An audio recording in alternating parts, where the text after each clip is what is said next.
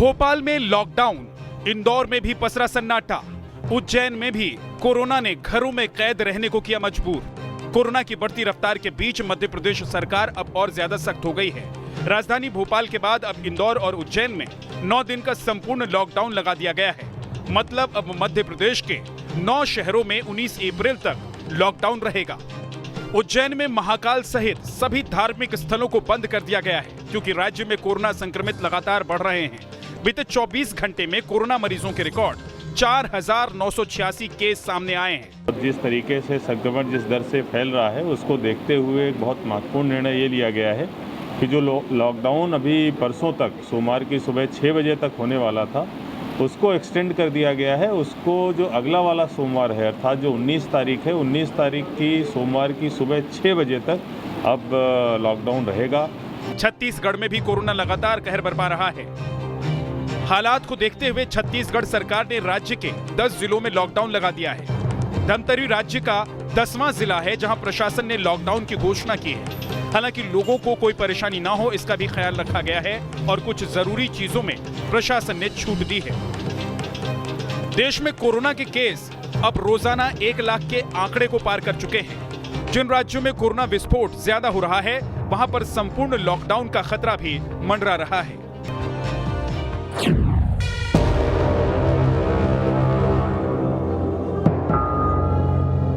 दिल्ली में कोरोना क्यों बेकाबू हो रहा है ये इन तस्वीरों से आप समझ सकते हैं। अस्पताल में बिना मास्क के लोग घूम रहे हैं। सब्जी मंडी में सोशल डिस्टेंसिंग की धज्जियां उड़ रही हैं। दिल्ली में कोरोना अपनी गिरफ्त मजबूत कर रहा है। हर दिन कोरोना मरीजों की तादाद बढ़ रही है। बावजूद इसके लोग कितने लापरवाह हैं इन तस्वीरों के जरिए समझ सकते हैं। दिल्ली का LNJP अस्पताल हो या फिर RML अस्पताल, दोनों कोरोना मरीजों से फुल हैं। लेकिन यहाँ अस्पताल के कर्मचारी ही बिना मास्क के घूमते दिख रहे हैं। हम LNJP अस्पताल के बाहर खड़े हैं। मास्क क्यों नहीं लगाया आपने? जला के लगाया हूँ। और आपके सूरत हाल दिखा रहे हैं। देखिए एक वहाँ पे कुलचे वाले हैं, वो LNJP के सामने कुलचा बेच रहा है लेकिन उन्होंने मास्क नहीं लगाया। मार्केट में लोग बिना मास्क के नजर आ रहे हैं। गाजीपुर सब्जी मंडी में तो बहुत बुरा हाल है। यहाँ इतनी भीड़ है कि पैर रखने तक की जगह नहीं। चिंता की बात यह है कि कोरोना फैलने पर भी लोग बिना मास्क के दिख रहे हैं। केस बढ़ रहे हैं। गाजीपुर मंडी में इस वक्त हम लोग मौजूद हैं। क्या मास्क है चेहरे पर, क्या सोशल डिस्टेंसिंग है और क्या कोई कहने सुनने वाला है, उसकी तस्वीर यहाँ देखते ही बनती है, साफ तौर दिखाई भी दे जाएगा। इस समय की मौजूदा स्थिति की बात करें तो ना कोई कहने वाला ना कोई सुनने वाला, और चेहरे पर किस तरह के मास्क हैं या नहीं हैं वो आप तस्वीरों से देखकर अंदाजा लगा सकते हैं। हालांकि CM अरविंद केजरीवाल अभी दिल्ली में लॉकडाउन लगाने के पक्ष में नहीं। हमें समुचित नंबर में वैक्सीनेशन की डोजेस उपलब्ध करा दी जाएं, एज की लिमिट हटा दी जाए और वैक्सीनेशन सेंटर्स खोलने के नियम, हमें बड़े स्तर के ऊपर वैक्सीनेशन सेंटर खोलने की इजाजत दे दी जाए तो हम 2 से 3 महीने के अंदर पूरी दिल्ली को वैक्सीनेट कर सकते हैं। लॉकडाउन नहीं है लेकिन कुछ रेस्ट्रिक्शंस की जरूरत है, वो रेस्ट्रिक्शंस लगाए जाएंगे। कोरोना की दूसरी लहर का मुकाबला करने के लिए दिल्ली सरकार छठा सीरो सर्वे शुरू करने वाली है ताकि एक बार फिर कोरोना से दिल्ली जंग जीत सके। दुनिया भर में चल रही कोरोना की दूसरी लहर में बच्चों को संक्रमण का खतरा ज्यादा बताया जा रहा है। जर्मनी में हुई एक स्टडी में वयस्कों की तुलना में स्कूली बच्चे 4 गुना ज्यादा संक्रमित पाए गए। जर्मनी की एक स्टडी के मुताबिक प्री स्कूल के बच्चों में अक्टूबर 2020 से फरवरी 2021 तक 5.6% एंटीबॉडी फ्रीक्वेंसी दर्ज की गई थी।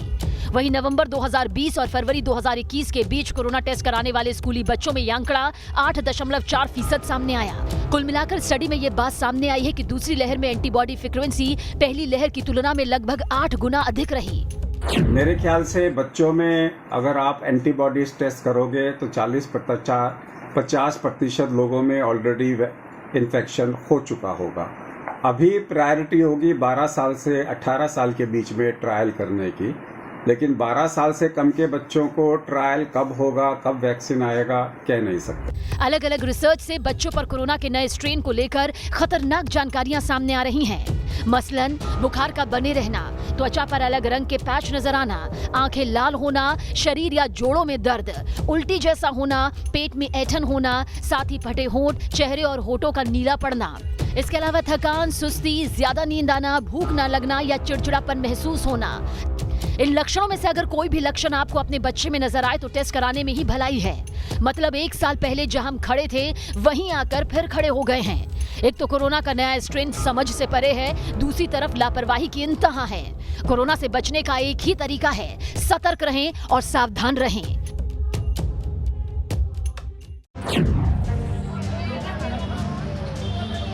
जयपुर में वैक्सीन की किल्लत, वैक्सीन खत्म हो गई। गोरखपुर में वैक्सीन की कमी, उन्नाव में वैक्सीन न मिलने से परेशान लोग, महाराष्ट्र में भी वैक्सीन की कमी। एक और कोरोना तेजी से पांव पसार रहा है, दूसरी ओर देश के कई राज्यों के वैक्सीनेशन सेंटर पर वैक्सीन की कमी हो गई है। राजस्थान में भी वैक्सीन की कमी के चलते एक और जहां वैक्सीनेशन कम हुआ है, वहीं ज्यादातर सेंटर सूने हो गए हैं।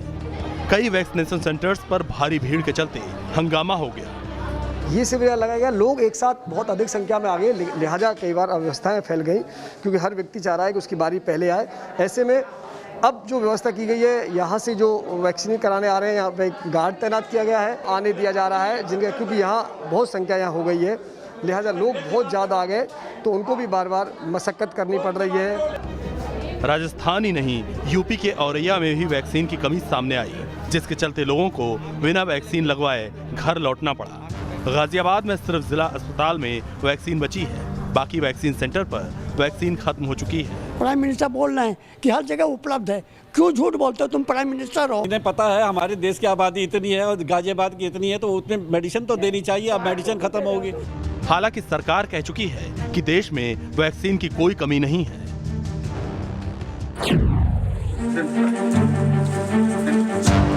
बिहार और बंगाल पुलिस का मजमा लगा है, वारदात की जगह का मुआयना किया जा रहा है। तस्वीरें बंगाल के इस्लामपुर की हैं, जहां पर बिहार और बंगाल की पुलिस शनिवार सुबह 3 बजे हुई वारदात की तफ्तीश में जुटी हुई है। दरअसल बिहार के किशनगंज नगर के थाना अध्यक्ष की बंगाल में भीड़ ने पीट कर हत्या कर दी।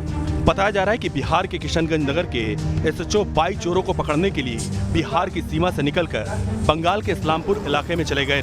ये इलाका किशनगंज टाउन से सिर्फ 12 किलोमीटर दूर है, लिहाजा पुलिस टीम को अंधेरे में दूसरे राज्य की सीमा का अंदाजा नहीं लगा। लेकिन आरोपियों ने इलाके के लोगों को भड़का दिया और लोगों ने पीट कर एसएचओ अश्विनी कुमार की हत्या कर दी। एक मोटरसाइकिल लूट की घटना की सूचना थाना अध्यक्ष अश्विनी कुमार, पुलिस निरीक्षक अश्विनी कुमार को मिली। जिस जगह पर रिट्रीट के बारे में खबर थी किधर है उधर का है, वहां पर ग्रामीणों द्वारा जो है उनकी टीम को घेर लिया गया और उनके साथ जो है पत्थरबाजी वगैरह की गई। अपनी टीम के सदस्यों को पहले वहां से सकुशल निकाला। इस क्रम में वो पीछे रह गए, जिसमें जो है उनकी जो अज्ञात भीड़ द्वारा थी जो है उनके द्वारा जो है उनकी मारपीट की गई, जिसमें उनकी मृत्यु हो गई है। तो किशनगंज मॉब लिंचिंग मामले में पुलिस ने मुस्तैदी दिखाते हुए मुख्य आरोपी सहित 3 लोगों को गिरफ्तार कर लिया है। लेकिन इस हत्याकांड में बंगाल पुलिस पर सबसे बड़ा सवाल उठ रहा है। सवाल है कि क्यों बंगाल पुलिस ने बिहार पुलिस की मदद नहीं की।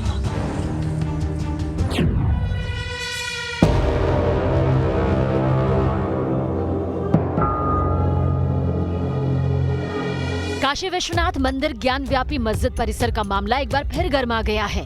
कोर्ट ने जैसे ही एएसआई द्वारा ज्ञान व्यापी मस्जिद परिसर का सर्वे करवाने का अहम फैसला दिया, उसके बाद से लगातार कट्टरपंथी भड़के हुए हैं। तो मंदिर पक्ष के वादी हरिहर पांडे को लगातार धमकियां मिल रही हैं।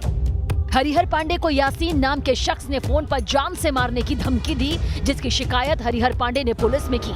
क्या परिणाम क्या होगा जानते हैं आप? न आप रहेंगे और ना ही आपके सहयोगी।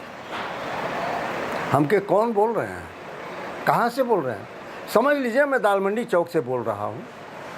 अरे भाई कौन है आप? मैं यासीन कहकर फोन काट दिया। शिकायत के बाद हरिहर पांडे को पुलिस की सुरक्षा मुहैया कराई गई है।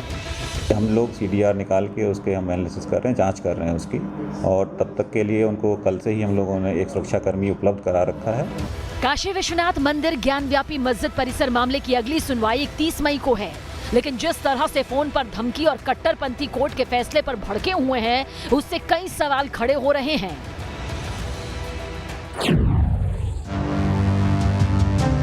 टूटी हुई कुर्सी,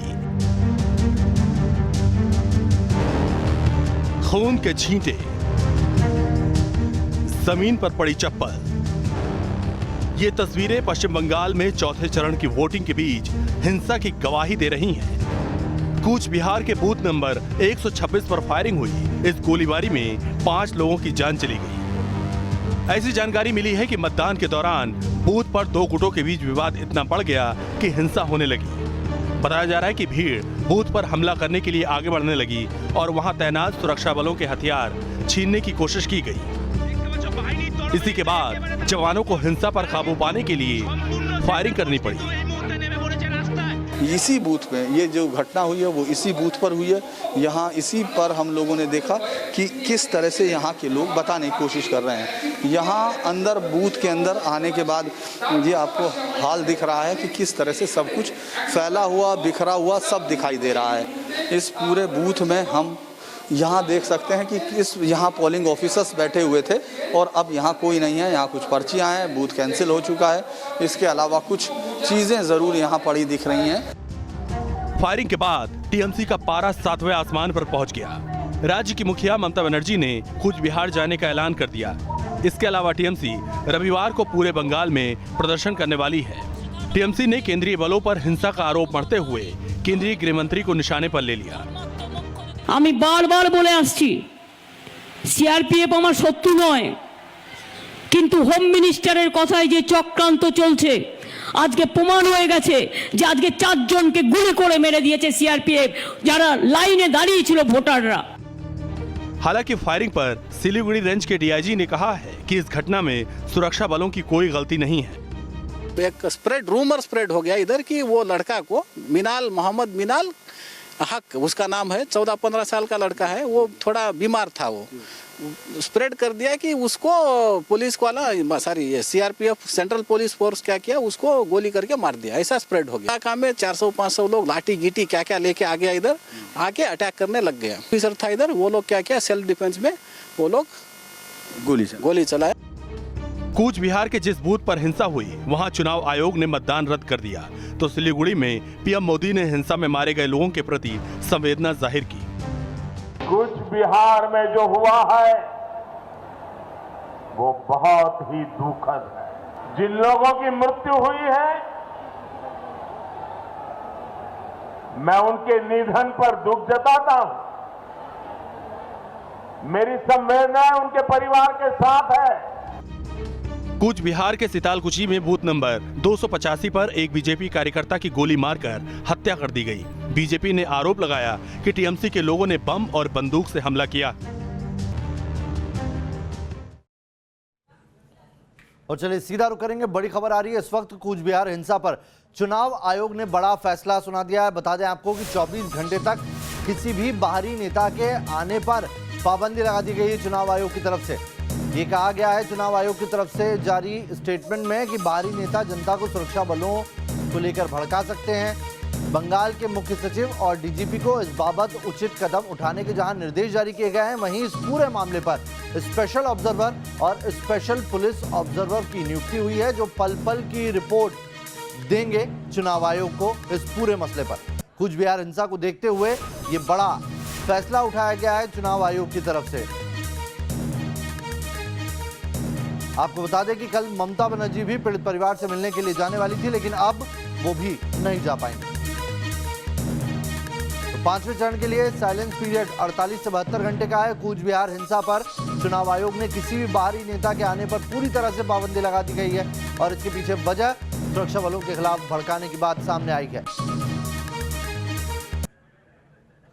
वहीं 5वें चरण की बात करें तो 5वें चरण में 48 घंटे की जगह अब 72 घंटे का साइलेंस पीरियड दे दिया गया।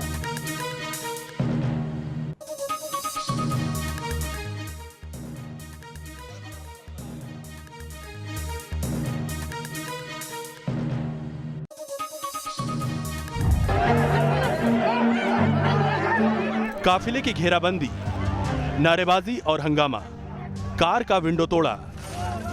तस्वीरें हुगली की हैं। यहाँ बीजेपी की कैंडिडेट हैं लॉकेट चटर्जी। यहाँ लॉकेट चटर्जी की गाड़ी पर स्थानीय लोगों ने हमला कर दिया। लॉकेट को हाथ में चोट लगी है। हमले का आरोप टीएमसी समर्थकों पर लगा है। इस दौरान बंगाल चुनाव कवर कर रहे मीडिया की गाड़ियों पर भी पथराव किया गया। इस हमले से कई गाड़ियों के शीशे टूट गए। मेरा पूरा गाड़ी तोड़ दिया है। 66 नंबर बूथ माइनॉरिटी पूरा चप्पा कर रहा था, मैंने जाके पूरा हाथों में पकड़ लिया है। उसके बाद पूरा टीम लेके जो मीडिया को गाड़ी से उतरकर मीडिया को मारधोड़ किया। अभी हमारा बहुत सारा लोग उधर में है, लेकिन सीआरपीएफ का जो फोर्स है अभी पर्याप्त नहीं है। एक दो नहीं बल्कि 50 बम धमाकों से बीरभूम का इलाका गूंज उठा। लोग धमाकों की आवाज सुनकर सिहर उठे। बीरभूम में सुरक्षा बलों ने 50 से ज्यादा बमों को बरामद किया। इन बमों को सुरक्षा एजेंसियों ने सुबह सुबह डिफ्यूज किया। ये सभी बम टीएमसी जिला अध्यक्ष अनुव्रत मंडल के गांव नानुर से बरामद किए गए।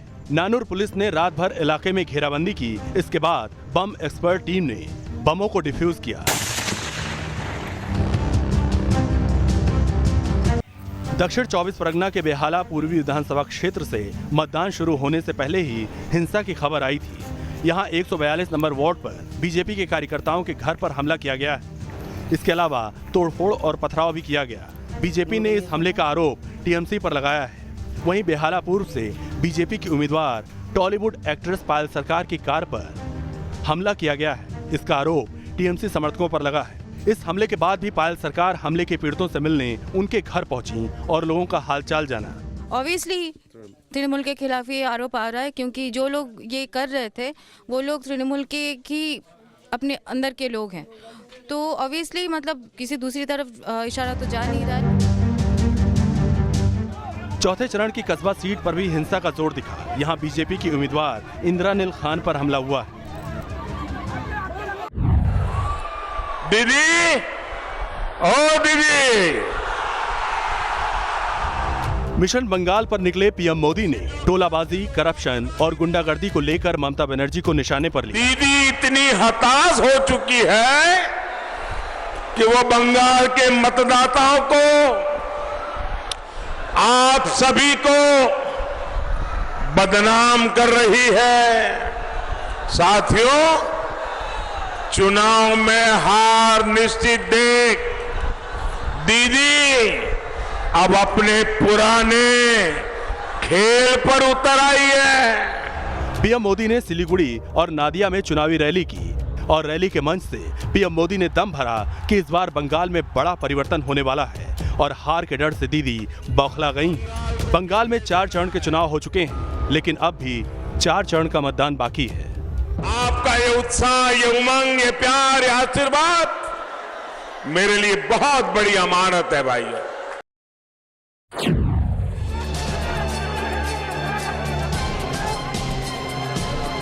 बंगाल में ममता की जीत की रणनीति बनाने वाले अब पीके भी मान रहे हैं कि बंगाल में पीएम मोदी का जोर है। जी हां, बंगाल में चौथे दौर की वोटिंग के दौरान प्रशांत किशोर का एक ऑडियो वायरल हो रहा है, जिसमें वो कहते हुए सुनाई पड़ रहे हैं कि बंगाल में पीएम मोदी काफी लोकप्रिय हैं।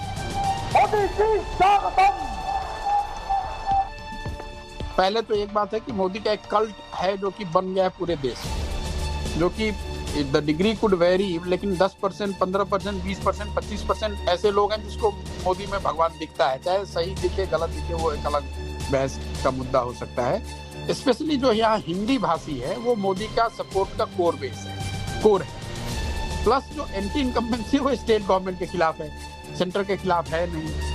और मोदी है पॉपुलर, यहाँ काफी पॉपुलर। अगर आप लीडर का हम लोग सर्वे कर रहे हैं तो मोदी और Mamata equally popular, which is a very big thing. Modi is very popular. BJP IT cell के प्रमुख अमित मालवीय की ओर से जारी इस ऑडियो क्लिप में प्रशांत किशोर इस तथ्य को स्वीकार कर रहे हैं कि लोगों में टीएमसी के खिलाफ गुस्सा है। मोदी की मीटिंग्स में भीड़ आ रही है, उसका एक कारण ये कि मोबिलाइजेशन भी बड़े स्तर पे होता है, प्लस मोदी पॉपुलर भी है, इसमें कोई दो मत नहीं है। तृणमूल के खिलाफ गुस्सा है, वो एक फैक्टर है। पोलराइजेशन है, वो एक फैक्टर है। और मोदी की पॉपुलैरिटी है, ये तीनों चीज। उसके ऊपर से फिर बीजेपी की अपनी जो इलेक्टोरल मशीनरी है, लेकिन बेसिक ये 3 चीज ही है। Polarise, anti incumbency against Trinamool, that has opened the door for Trinamool BJP, their ability to polarise and SC votes. हालांकि जब ऑडियो क्लिप वायरल हुआ तो प्रशांत किशोर ने ट्वीट कर पलटवार किया और कहा, मुझे खुशी है कि बीजेपी के लोग अपने नेताओं के बयान से ज्यादा मेरी क्लब हाउस चैट को गंभीरता से ले रहे हैं। मेरी अपील है कि चैट के कुछ हिस्सों को छोड़कर पूरी बातचीत जारी करें। मैं फिर कह रहा हूं, बीजेपी 100 सीटों को पार नहीं करेगी। प्रशांत किशोर ने इस ऑडियो का खंडन नहीं किया है, लेकिन उनकी बातों से साफ है कि उन्हें अब बंगाल के चुनाव में पीएम मोदी की ताकत का एहसास हो चुका है।